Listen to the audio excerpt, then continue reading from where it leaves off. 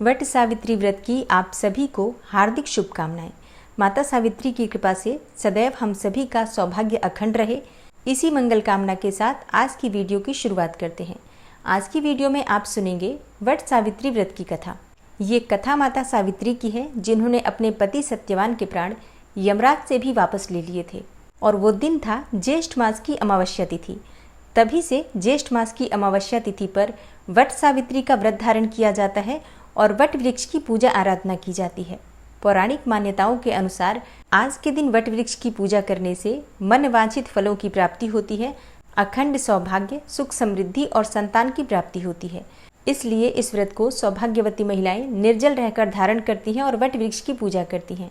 वट सावित्री व्रत की पौराणिक कथा के अनुसार भद्र देश के एक राजा थे, जिनका नाम अश्वपति था। भद्र देश के राजा अश्वपति के कोई संतान नहीं थी। उन्होंने संतान की प्राप्ति के लिए मंत्रोच्चारण के साथ प्रतिदिन 1,00,000 आहुतियाँ दी। 18 वर्षों तक यह क्रम जारी रहा। इसके बाद सावित्री देवी ने प्रकट होकर वर दिया। सावित्री देवी ने कहा कि हे राजन, मैं तुझ पर अत्यंत प्रसन्न हूँ और तुझे एक तपस्वी कन्या होने का वरदान देती हूँ। सावित्री देवी की कृपा से कुछ समय के बाद एक कन्या संतति की प्राप्ति हुई, जिसका नाम सावित्री रखा गया। सावित्री देवी की कृपा से जन्म लेने के कारण ही कन्या का नाम सावित्री रखा गया। कन्या बड़ी होकर बेहद रूपवान हुई। योग्य वर न मिलने की वजह से सावित्री के पिता बहुत दुखी थे और उन्होंने कन्या को स्वयं ही वर तलाशने को भेजा। सावित्री तपोवन में भटकने लगी। वहाँ साल्व देश के राजा दुमतसेन रहते थे, क्योंकि उनका राज्य किसी ने छीन लिया था। उनके पुत्र सत्यवान को देखकर सावित्री ने पति के रूप में उनका वरण किया। ऋषिराज नारद को जब यह बात पता चली तो वह राजा अश्वपति के पास पहुंचे और कहा कि हे राजन, ये क्या कर रहे हैं आप?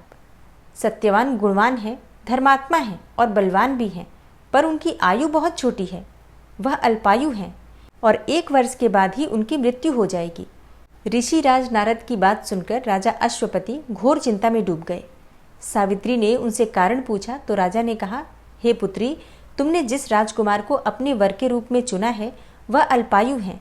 तुम्हें किसी और को अपना जीवन साथी बनाना चाहिए। इस पर सावित्री ने कहा कि हे पिताजी, आर्य कन्याएं अपना पति एक बार ही वरण करती हैं। राजा एक बार ही आज्ञा देता है और पंडित एक बार ही प्रतिज्ञा करते हैं और कन्यादान भी एक ही बार किया जाता है।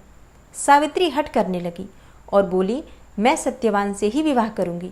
राजा अश्वपति ने सावित्री का विवाह सत्यवान से कर दिया। सावित्री अपने ससुराल पहुंचते ही सास ससुर की सेवा करने लगी। समय बीतता चला गया।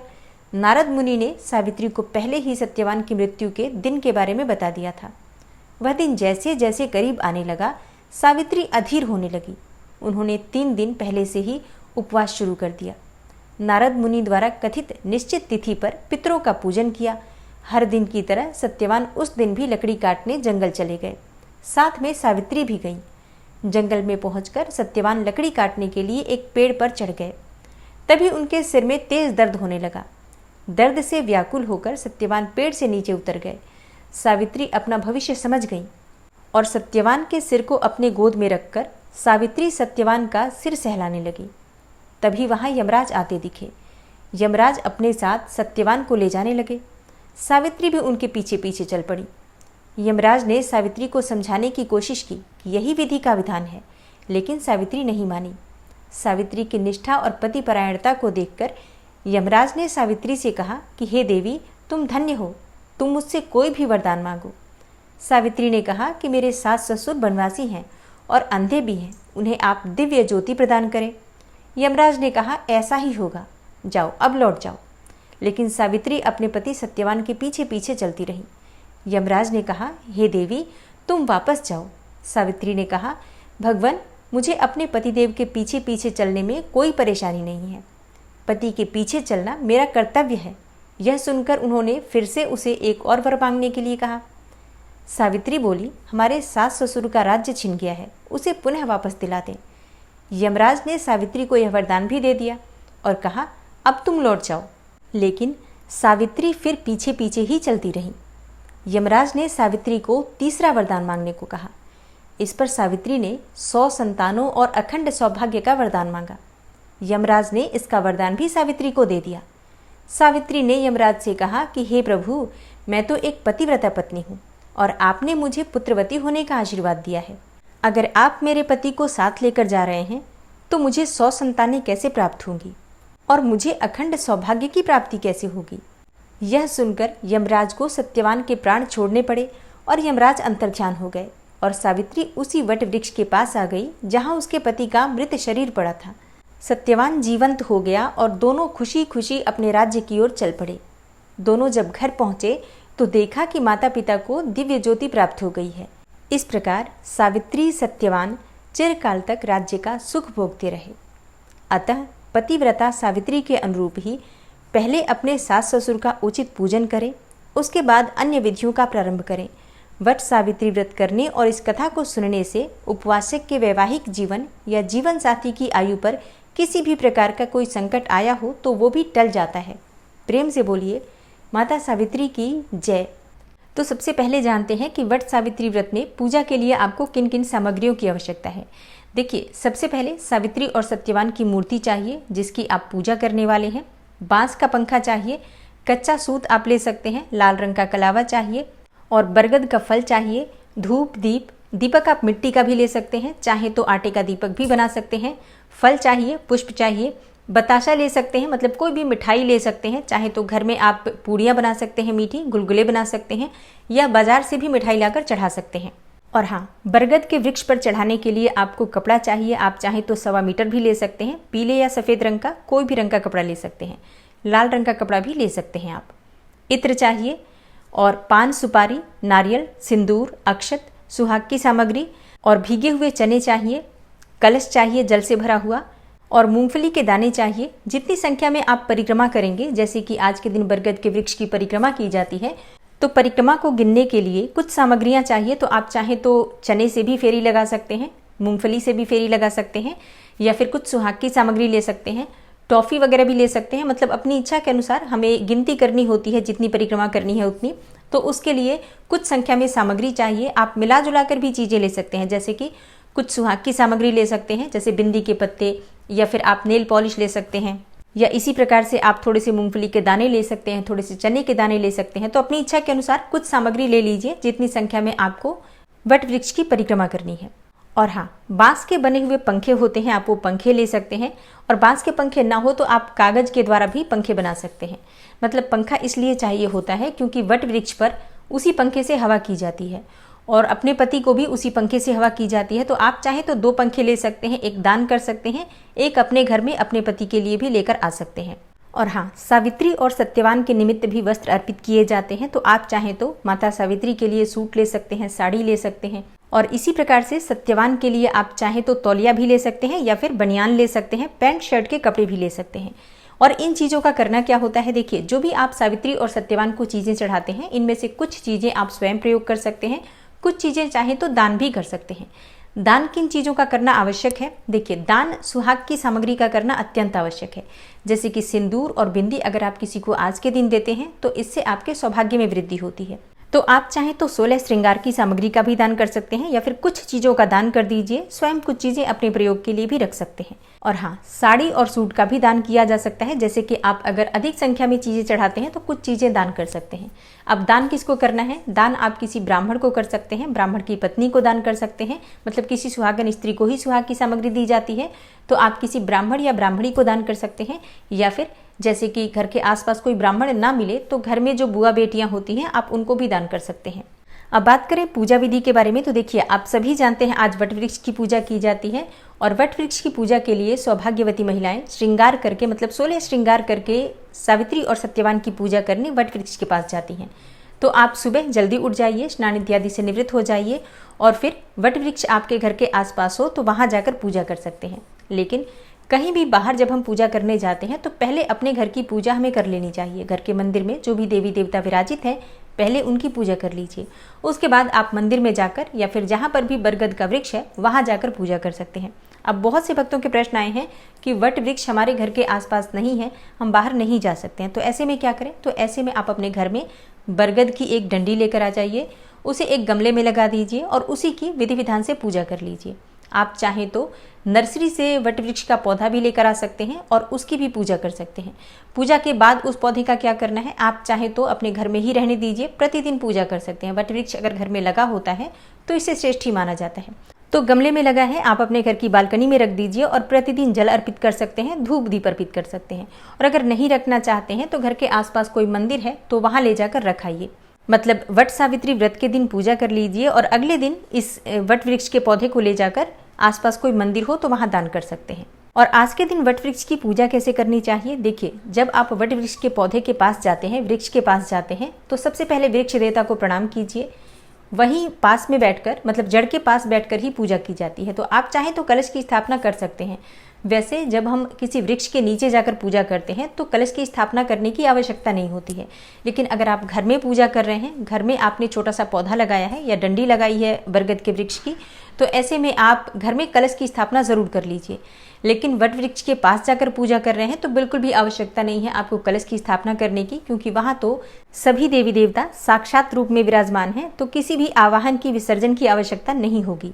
वट वृक्ष के पास जाकर आपको सिर्फ जल अर्पित करना चाहिए। थोड़ा सा कच्चा दूध अर्पित कर सकते हैं या कच्चा दूध मिश्रित जल भी अर्पित कर सकते हैं। मीठा जल अर्पित किया जाता है, जल में थोड़ी सी शक्कर भी मिला दीजिए या फिर शहद डाल सकते हैं। और बरगद के वृक्ष को सींचते समय ब्रह्मा, विष्णु, महेश तीनों देवताओं का ध्यान कीजिए। फिर सावित्री और सत्यवान का ध्यान कीजिए, यमराज का ध्यान कीजिए, सबको प्रणाम कीजिए और इसके बाद आपकी पूजा प्रारंभ हो जाती है धूप दीप प्रज्वलित करके। और जो भी आप सामग्री लेकर जाते हैं सब वहीं पर पीपल की जड़ के पास ही अर्पित करना होता है। एपन ज़रूर लेकर जाना चाहिए, मतलब चावल का घोल जिसमें हल्दी मिला लेते हैं, और इसे लेकर जाते हैं तो हम वट वृक्ष के पास सबसे पहले अपनी 5 उंगलियों में डुबाकर, 5 उंगलियों में वो एपन लगाकर और थापा लगाएंगे पूरे वट वृक्ष पे 5 बार या 7 बार। अपने पास जो सामग्री है सब में आप थोड़ा थोड़ा एपन लगा दीजिए उंगलियों के द्वारा ही, मतलब थापे से लग जाते हैं। और जो पंखा लेकर जाते हैं, पंखे को भी वट वृक्ष की जड़ में अर्पित करके उसके ऊपर आपको अपनी उंगलियों से 5 बार या 7 बार निशान लगाना होता है एपन के द्वारा। उसके बाद पंखे के ऊपर आप 5 या 7 वट वृक्ष के पत्ते रख दीजिए। उसी पर सुहाग की सामग्री रखी जाती है, फल इत्यादि चढ़ाए जाते हैं और बहुत सारी चीजें इसमें से दान की जाती हैं। कुछ चीजें प्रसाद स्वरूप अपने लिए भी रखी जाती हैं। जो वस्त्र आप लेकर गए हैं सावित्री, सत्यवान, वट वृक्ष के लिए भी, वो सभी वस्त्र इत्यादि वहीं वट वृक्ष की जड़ में अर्पित कर दीजिए। प्रणाम कर लीजिए, अपने मन की जो भी प्रार्थना है कर लीजिए। देखिए, भाव आप अपने हिसाब से व्यक्त करते हैं। जो भी आपकी परेशानियां हैं आप सबका स्मरण कर सकते हैं। अखंड सौभाग्य के लिए प्रार्थना कर सकते हैं, संतान की प्राप्ति के लिए प्रार्थना कर सकते हैं, संतान की उन्नति के लिए, परिवार की तरक्की के लिए, परिवार की सुख समृद्धि के लिए, मतलब किसी भी प्रकार की आपकी कामना है वो निश्चित ही पूर्ण होती है। क्योंकि वट सावित्री व्रत के दिन वट वृक्ष की एनर्जी बहुत हाई लेवल पे होती है, तो इस दिन की गई प्रार्थना निश्चित ही स्वीकार्य होती है। तो सभी देवी देवताओं का ध्यान करके अपने मन की कामना कहिए, निश्चित ही कामना पूर्ण होगी। तो पूजा पूर्ण कर लीजिए। उसके बाद आपको परिक्रमा करनी है। परिक्रमा आप, जैसे मैंने बताया, आप चने के दाने से भी कर सकते हैं, मूंगफली के दाने से भी कर सकते हैं, या फिर कोई और सामग्री आपके पास है तो उससे भी कर सकते हैं।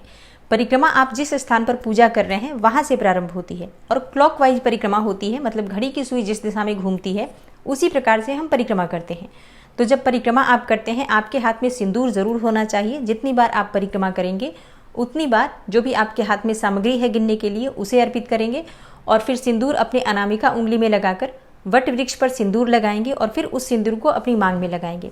जितनी बार आप परिक्रमा करेंगे हर बार आपको वट वृक्ष में सिंदूर अवश्य लगाना है और फिर उसे अपनी मांग में भरना है। माता सावित्री का ध्यान करते हुए ये कार्य कीजिए। अखंड सौभाग्य के लिए प्रार्थना करते हुए आपको परिक्रमा करनी होती है।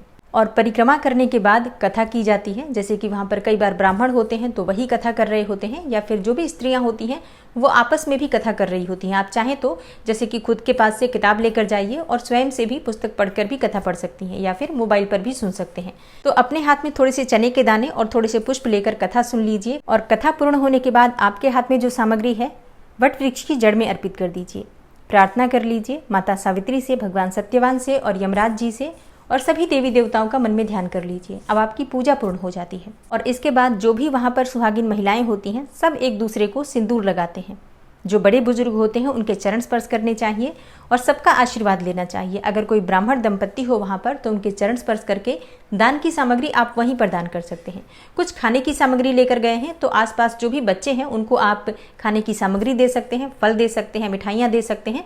कुछ न कुछ आपको वट वृक्ष के पास भी वितरित करना चाहिए। और इसके बाद अपने घर में आकर जो भी बड़े बुजुर्ग हैं उनके चरण स्पर्श कर लीजिए। और हाँ, अपने पति के चरण स्पर्श आज ज़रूर करना चाहिए, उनका आशीर्वाद लेना चाहिए। आप जो पंखा लेकर आए हैं वहाँ से, उससे उनको हवा करनी चाहिए। और एक और चीज़ जो मैं आपको बताना भूल गई, जब आप परिक्रमा करते हैं, मतलब जब आप पूजा करेंगे वट वृक्ष की, तो वट वृक्ष के पत्ते का श्रृंगार किया जाता है आज के दिन। तो आप चाहें तो पूरी माला बनाकर भी वट वृक्ष की और धारण कर सकते हैं, या फिर आप ऐसा भी कर सकते हैं कि एक पत्ता ले लीजिए, अपने बालों में लगा लीजिए और उसे लगाकर परिक्रमा कर सकते हैं, पूजा कर सकते हैं। और अब बात करें पूजा के शुभ मुहूर्त के बारे में, तो देखिए पूजा का शुभ मुहूर्त इस व्रत में, जैसे कि वट सावित्री के व्रत में जो पूजा की जाती है ज़्यादातर सुबह ही की जाती है। गर्मियों के दिन होते हैं तो धूप बहुत जल्दी आ जाती है, इसलिए जितनी सुबह पूजा हो जाती है उतना ही श्रेष्ठ होता है। लेकिन बहुत से स्थान ऐसे भी हैं, बहुत से क्षेत्र ऐसे भी हैं जहाँ पर दोपहर के बाद पूजा की जाती है। तो आपके यहाँ जिस प्रकार का नियम हो उस प्रकार से आप पूजा कर सकते हैं। इस व्रत में ऐसा कोई पर्टिकुलर टाइम नहीं होता है कि इसी समय में पूजा करनी है। वट सावित्री व्रत की पूजा सूर्योदय के बाद प्रारंभ हो जाती है और फिर लगभग दोपहर तक पूजा कर लेते हैं सभी लोग। बाकी आपके यहाँ के नियम हैं, जिस प्रकार से आपके यहाँ पूजा होती है, जिस समय में होती है, आप कर सकते हैं। इसके अलावा कुछ बहुत ही शुभ मुहूर्त आपको प्राप्त हो रहे हैं, इस समय में आप पूजा कर सकते हैं। जैसे कि वट सावित्री व्रत के दिन सुबह 8:52 से 10:25 तक शुभ चौघड़िया का मुहूर्त बन रहा है। इस समय में आप पूजा आराधना कर सकते हैं। इसके अलावा जो दूसरा शुभ मुहूर्त है, सुबह 11:51 से दोपहर में 12:46 तक, ये अभिजीत मुहूर्त है। अभिजीत मुहूर्त भगवान श्री हरि विष्णु को अत्यंत प्रिय है, तो इसमें आप कोई भी कार्य करते हैं तो उसे बहुत ही शुभ माना जाता है। तो आप चाहें तो अभिजीत मुहूर्त में भी पूजा कर सकते हैं। अच्छा, अगर आप दोपहर में पूजा करते हैं, कई स्थानों पर होता है ना कि दोपहर में पूजा होती है, तो ऐसे में 3:45 से, मतलब दोपहर में 3:45 से शाम को 5:28 तक अत्यंत ही श्रेष्ठ और शुभ मुहूर्त है। इस समय में भी आप पूजा कर सकते हैं, ठीक है। और अगर आप सुबह सुबह पूजा कर लेते हैं तो सर्वाधिक श्रेष्ठ है। सुबह 8:23 तक, मतलब सूर्योदय से लेकर और सुबह 8:23 तक बहुत ही शुभ मुहूर्त है, तो आप इस समय में भी पूजा कर सकते हैं, ठीक है। तो दोस्तों, वट सावित्री व्रत से संबंधित ये जानकारी उम्मीद करती हूँ आपके लिए उपयोगी होगी। वीडियो अच्छी लगी हो तो लाइक ज़रूर कीजिए, अगर संभव हो तो वीडियो को शेयर भी कीजिए। और चैनल पर पहली बार आए हैं, अगर अभी तक आपने चैनल को सब्सक्राइब नहीं किया है तो आज की वीडियो अगर आपको अच्छी लगे तो चैनल को सब्सक्राइब कर लीजिए, बेल बटन को ज़रूर प्रेस कर लीजिए। इससे आपको इस चैनल पर आने वाली सभी वीडियोज़ की नोटिफिकेशन सही समय पर प्राप्त होगी। मिलती हूँ मैं आपसे अगली वीडियो में, तब तक के लिए जय श्री राधे।